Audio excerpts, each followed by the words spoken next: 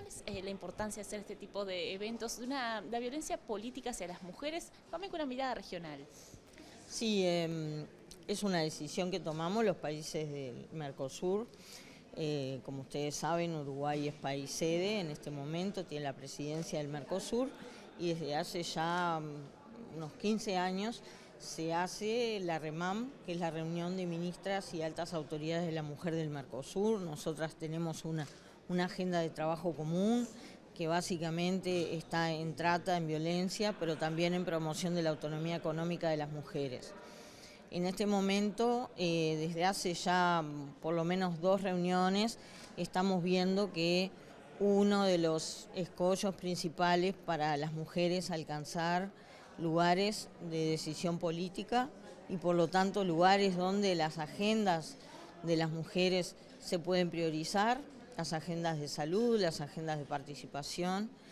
Si no hay mujeres políticas en cargos de decisión, eso se hace más difícil, pero además nos parece que por una razón de democracia, de participación sustantiva de las mujeres en el ámbito político, nos pareció importante generar un encuentro donde podamos reflexionar sobre esto y también llevarnos algunas herramientas de trabajo común. Para eso, bueno, va a hacer uso de la palabra la experta que trabaja a partir de en el marco de la Convención de Belém do Pará por Brasil, también la directora regional de ONU Mujeres, María Noel Baeza, que es uruguaya.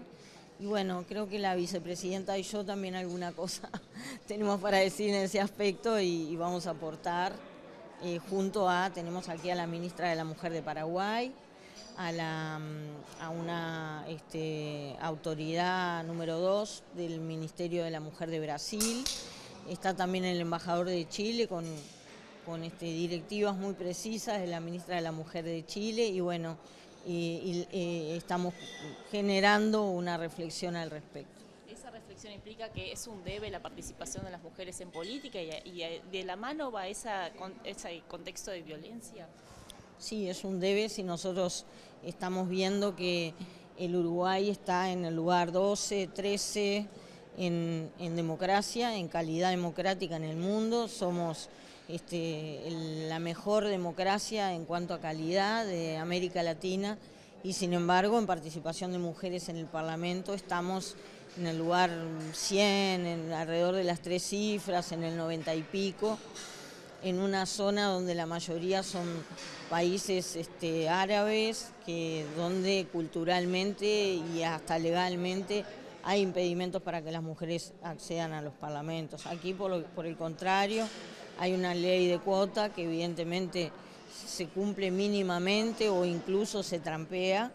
Y bueno, eso muestra que hay escollos culturales, económicos, y ahora encontramos que hay formas de violencia que se ejercen hacia las mujeres políticas que las inhibe de participar.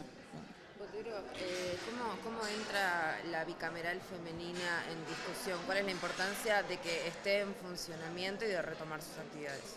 Bueno, yo creo que una gran tarea que tiene el próximo Parlamento, que se inicia en febrero, es la de reconstruir la bicameral femenina. ¿Qué evaluación hace de cómo funciona en esta administración? Y bueno, hubo dificultades por, no sé si podría decir que tienen que ver con los perfiles de algunas mujeres que integran el Parlamento actual, si tuvo que ver con decisión política, si tuvo que ver con quizá, creo que hubo un proceso que no fue solo en esta legislatura, sino quizá diría que en las últimas 3, donde en una de esas faltó un liderazgo claro para una decisión clara, como la que tuvieron quienes fundaron inicialmente la bicameral o lo que fue la bancada femenina inicialmente. Evidentemente ahora tenemos que mirar para adelante y pensar que las mujeres políticas comprometidas con una agenda de género tenemos que poner esta necesidad, que es una necesidad de la democracia y del país, por encima a veces de algunos desacuerdos partidarios, ¿verdad? ¿Ve a la vicepresidenta electa con ese perfil de querer impulsar políticas de género? Y bueno, yo espero que sí. Bueno, querer impulsar políticas de género sin duda, porque ella ha hablado mucho de ese tema. Lo que es necesario también sería tomarse el trabajo de articular con mujeres de todos los partidos para que la bicameral se revitalice, trabaje y se genere un clima que permita trabajar estos temas. Ayer en la conferencia decía justamente que la idea de ella es fortalecer esa bicameral. Claro, me parece muy bueno que así se haga, creo que es una necesidad que tenemos y que es la herramienta, ¿no? Hace unos días, en el marco del 25N, la Comisión de Género del PIT-CNT planteó que sería pertinente declarar una nueva emergencia en materia de violencia de género y también discutían sobre la necesidad de aplicar de mejor manera la ley 19.580. ¿Qué evaluación se hace en ese sentido de la legislación vigente? ¿Cuáles son las cosas que quedan por trabajar a modo de evaluación de lo que es Mujeres? Y bueno, sí, tienen que planteárselo al próximo gobierno, a ver si está dispuesto a declarar una emergencia. Hay un tema con la emergencia y es que uno cuando declara una emergencia tiene que establecer los indicadores después para hacer el seguimiento. Entonces, la emergencia, ¿cuándo se terminaría, por ejemplo? ¿Cuando pase un año sin femicidios? ¿Cuando haya la mitad? ¿Cuando no haya más denuncias de violencia de género o cuando haya determinada cantidad? ¿Eso quiere decir que se mejoró la situación? O sea, es muy difícil declarar una emergencia con una situación que se da de manera generalizada en todo el país y que tiene tantas aspectos distintos. Por eso yo, eso de insistir con la emergencia, y ante cualquier cosa ahora hay que insistir con una emergencia. Si hay políticas públicas decididas y con un rumbo claro, no veo por qué estar manoseando tanto la palabra emergencia, ¿no? La otra vez se declaró una emergencia unos días antes de terminar el gobierno anterior y fue un poco a raíz de que se habían dado a fines de diciembre de ese año una serie de femicidios, que fueron 5 o 6, y si uno mira lo que dice, porque también hay que leer, cuando uno declara una emergencia tiene que indicar cuáles son las medidas. Eran todas medidas de mediano y largo plazo, como por ejemplo instrumentar una campaña de difusión sobre el tema. Eso no me parece que sea una medida para una emergencia. De todas maneras nosotros la instrumentamos y la hicimos y reforzamos los servicios y estuvimos atentos. Es más, 2 meses después de declararse esa emergencia, viene la emergencia peor que agarró a toda la humanidad, que fue la pandemia.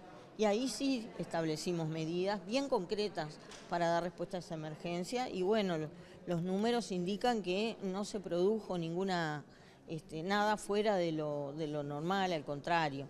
Entonces, yo con la palabrita no me enamoraría tanto. Trataría de sí impulsar que se profundice en algunos aspectos de la ley 19.580, que es vastísima, que por ejemplo nosotros estamos ahora reglamentando un artículo solo, que es el 21, que es el de directivas de política pública en materia de educación. Eso implica un estudio profundo, con un diagnóstico profundo de todos los sistemas y los subsistemas de la educación, Para eso tuvimos que contratar una experta, hacer el procedimiento de selección, y estamos hablando de un artículo, una ley que tiene 98. Entonces, instrumentar la ley lleva tiempo, lleva dinero. Me parece perfecto que para el próximo presupuesto se pueda conseguir una mayoría que aumente los fondos para la ley. Me parece bárbaro que la Comisión de Género del PIT-CNT haga propuestas. Lamentablemente ellos integran el Consejo Nacional de Género, fueron citadas a todas las reuniones del Consejo Nacional de Género y nunca participaron en ninguna. Quizá en el próximo gobierno lo puedan hacer y allí plantear esas ideas. Le hago la última.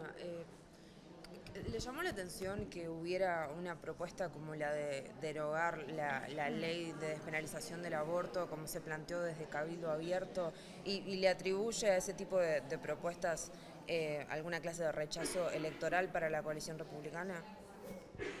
No sé si ha tenido incidencia en la votación. Eso es lo que dijo una dirigente o un dirigente. La candidata a vicepresidenta. Sí, pero no creo que haya tenido. Ese es un tema que ya está laudado.